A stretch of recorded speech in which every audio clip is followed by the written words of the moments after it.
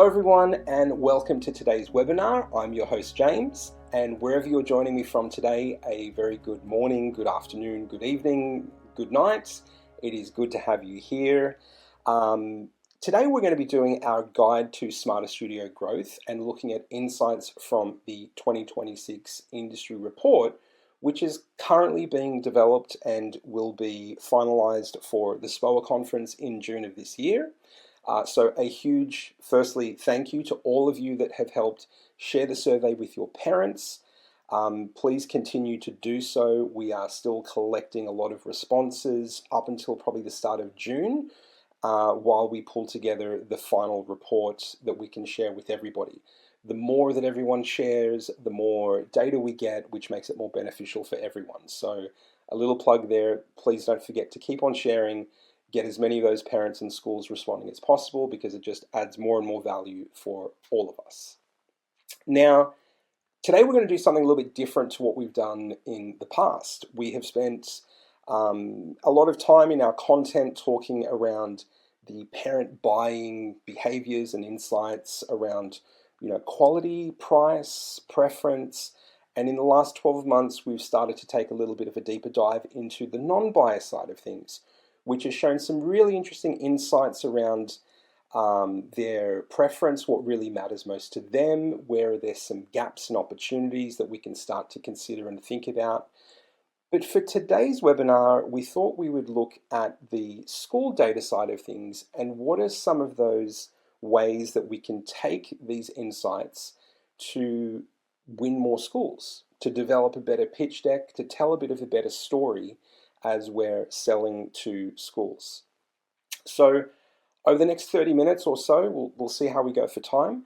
I'm going to take you through a couple of the insights that I think are going to be really valuable for you in helping shape that story that you can build into your pitch decks, that you can help tell a bit of a different story, potentially reframing some of the asks that we have for schools. And using the power of the data and those insights that we have to really support that story for you. So the first one that I think is really critical to understand, and I'm sure a lot of you already know this, but how we use some of this information to support it is that when we're telling that story to schools and we're providing those pitch decks to them, it's not just about the parents. And I think that's a mistake that some studios have traditionally made in the past, is that, their presentations are all filled around, this is what we're doing for a parent, this is what their, the price is going to be, these are the packages that we're providing, without the rest of the story that can really help support it.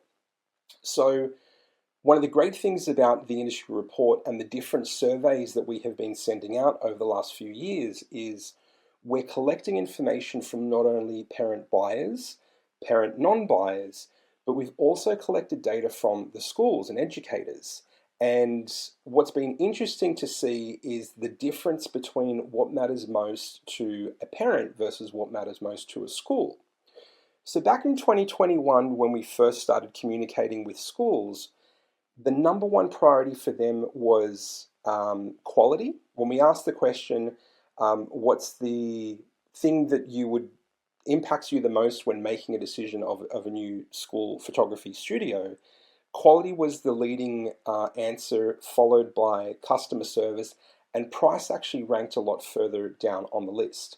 I'm going to throw the stats up on the board so you can see where we were in 2021. Now, as you can see from where we are today in 2026, we've seen some really interesting shifts here where customer service is now the number one answer for schools, followed by quality, and then again followed by price further down the list.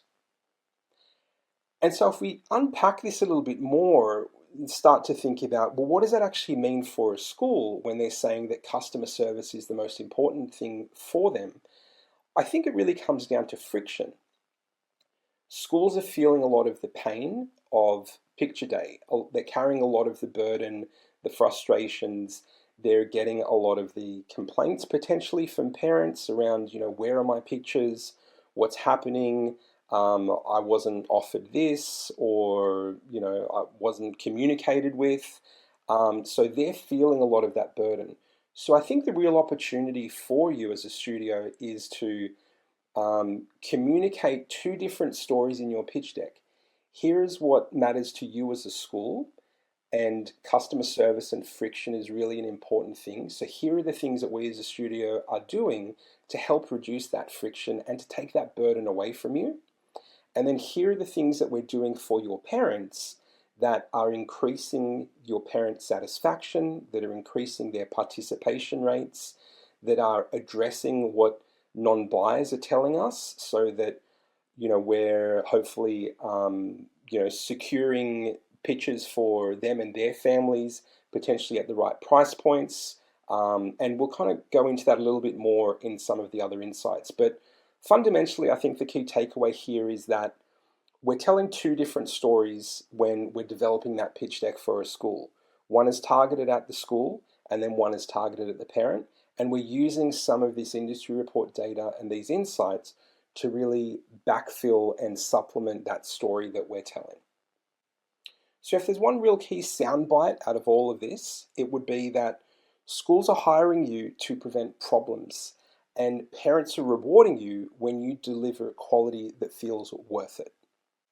So getting into delivering quality to a parent, which is really important again, and the framing of this is the more that we can create better quality for a parent, the more that we can increase that participation in the customer experience for them, the less support burden and friction it puts onto the school. One of the biggest challenges I think every studio has faced is getting access to parent information. Schools are very protective of this for privacy reasons, and rightly so. I think recent events have obviously increased and heightened that level of protection around parent data. But I think a lot of the opportunity comes in, again, how we are framing the ask. So with the industry report, we're getting information from parents, from buyers, and from non-buyers around how they want to be communicated with.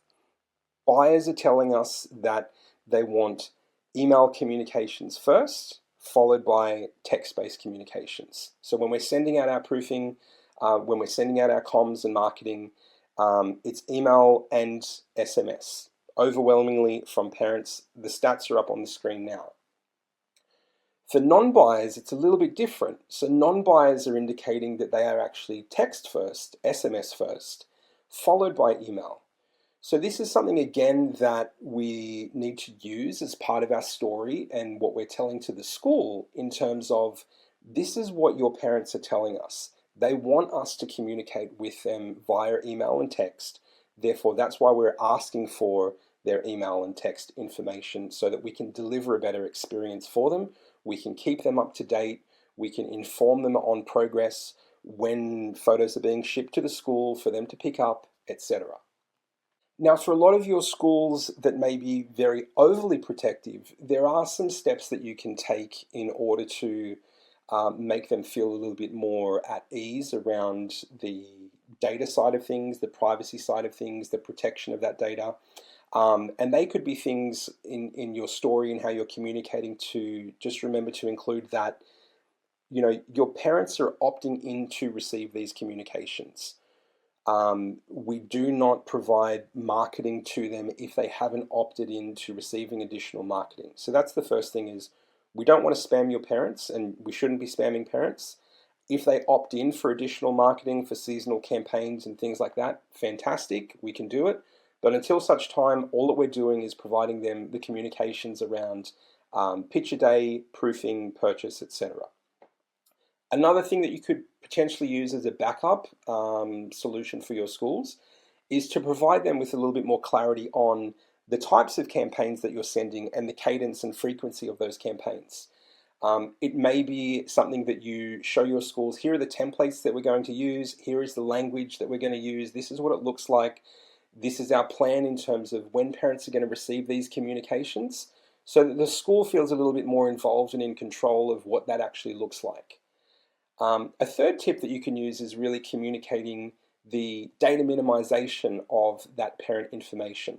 So what we ask for is the name, the email address, the phone number of the parent, and we're not asking for any other additional information that we don't need in order to market to them effectively.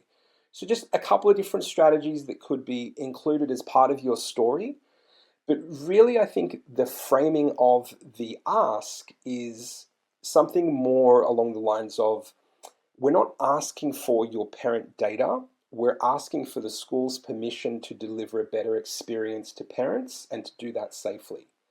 We're backing that up with the data that parents are showing us in terms of communications preferences. We're trying to communicate with the school around what are those concerns around risk and privacy, and we're supporting that through our data minimization strategies and some of these other methods that I mentioned earlier.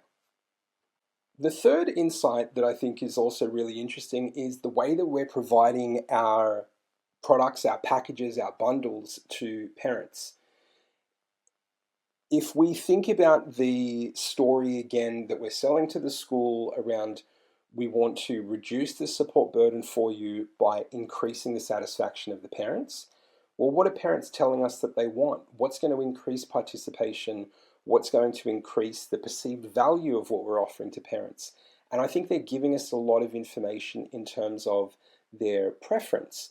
And this could also be interpreted as one of the indicators of what quality means to a parent.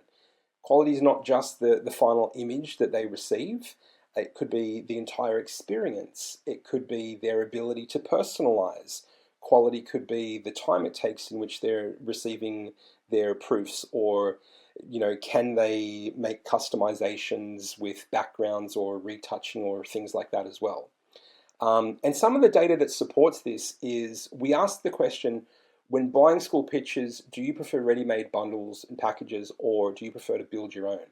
And overwhelmingly, when we started the survey, we saw that 73% of parents were saying that they wanted to build their own. And that has progressively just increased year over year, as you can see on the screen in front of you now. So this isn't a trend anymore. This is now the default. And I think if you think about your own personal lives and your shopping experience, you want to be in control. You want to feel like, hey, I'm making those choices. I can choose what I want and personalize the things that I want to personalize. And I think that's one of the things that we really need to continue to pay attention to. And I know a lot of you are already doing that, so well done. The other data that kind of supports this as well is, we asked a lot of questions around, does your school provide you the option of doing custom backgrounds? If you had to choose custom backgrounds, what would that look like? I'm going to throw some of the stats from the report up on the screen now, so you can kind of see some of that information that is really supporting that argument of, parents want choice, they want personalization, they want customization. And we're seeing a lot more of that happening now. We're seeing an increase in backgrounds being offered to parents. We're seeing more of you offer digitals as part of your bundles, as add-ons, or digital-only bundles as well. So there's a lot of that that's continuing to happen and to increase. And I think that as long as we pay attention to that, this is a really important part of that story, again, for the school when it comes to, here are some of the ways that we are delivering quality and value and increasing participation with your parents, is because we provide this level of personalization and customization in what they are getting on picture day. So the last point that I want to kind of spend a little bit of time diving into today is in terms of price. Now, we've asked a lot of questions in the survey over the years around price and how parents feel about the cost of school pitches. And we've got some really great insights year over year from the buyer side of things. And let's start there as the first point, and then we'll dive into some of the other areas and then look at how we shape this into our story. So back in the first industry report that we published in 2022, when we asked the question to parents, what do you think of the price of school pitches? We had about a 50-50 split. of those saying that it was too expensive and those feeling that the price was fair. In the 2024 report, we saw a very, very slight dip in terms of more parents felt it was fair, and I think it was 49.5% felt that it was too expensive or thereabouts. But what's interesting is in the interim results for 2026, as of where we stand today, that number has actually increased to more than 56% of parents saying that they feel the price of school pictures is too expensive. Now again, I'll just stress that these are the interim results. We are still collecting more data and we'll see where we get to by the time we publish the full report in June. But we can obviously see a bit of a swing towards things being too expensive. Now, there's a lot of reasons that could be. It could be price increases. It could be the pressures of cost of living. It could be a number of factors. And one of the things that we have spoken about in the past is this idea of the perceived value of what they're getting. If parents are telling us what's really important to them is quality, they're telling us around their preferences, what they want to do in terms of choosing their own bundles and customization and personalization. Are we providing that to them, and are they feeling the value of that? So that's one thing that we kind of need to consider. But what's interesting is when we look at the non-buyer side of things, this is where price is really a critical factor in what we do and how we try and tackle them and win back some of those non-buyers and increase participation. So overwhelmingly, when we ask the same question, what do you think about the price of school pictures? Non-buyers are telling us 75% of them, or more than 75% of them, are saying they feel it is too expensive. When we also ask the question of non-buyers, why didn't you purchase school pictures this year? It was more than 40% that said it was because of price. And this is the leading factor for non-buyers. When we unpack some of that data a little bit further, we could identify things like a lot of non-buyers are skewing towards lower income households when we dive into some of the demographic data.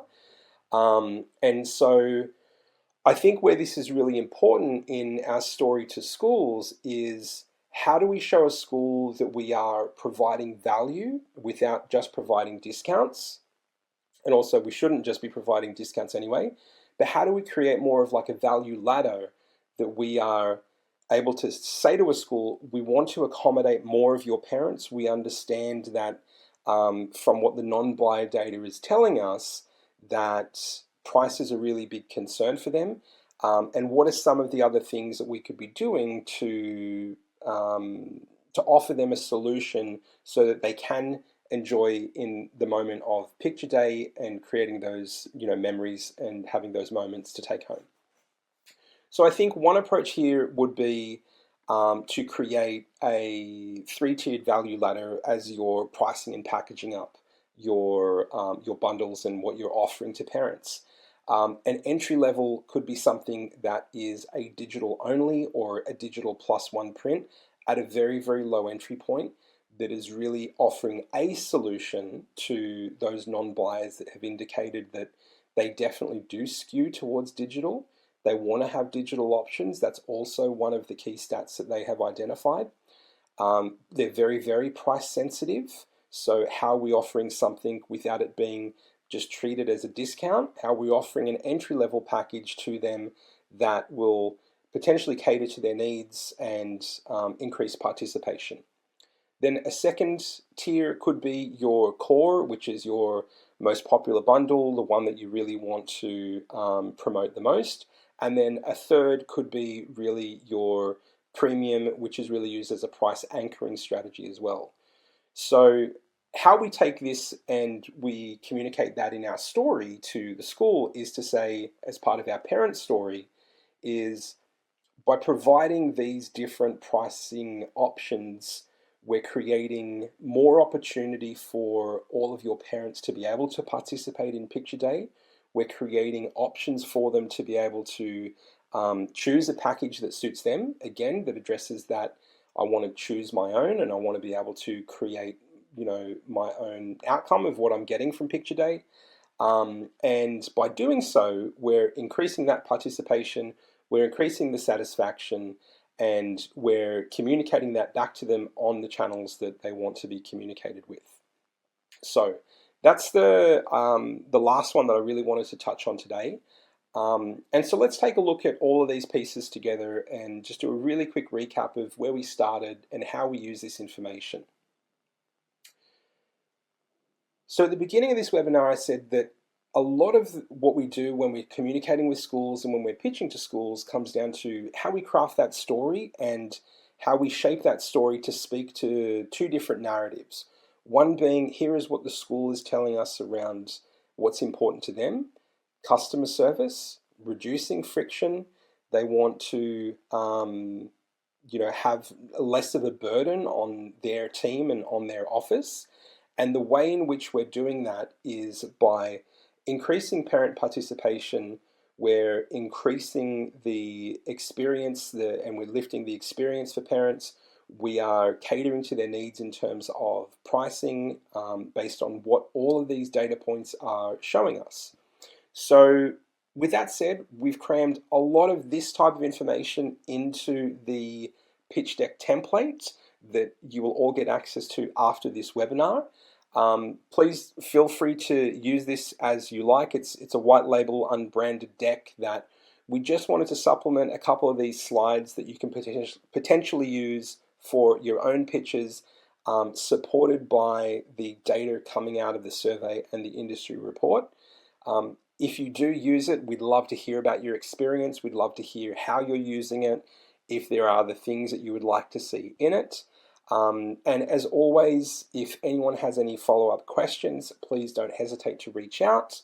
We look forward to seeing everyone on our next webinar, as well as at SPOA in a couple months' time. It's going to creep up on all of us really quickly, I know it, as we finalize the industry report for 2026. But that's it from me.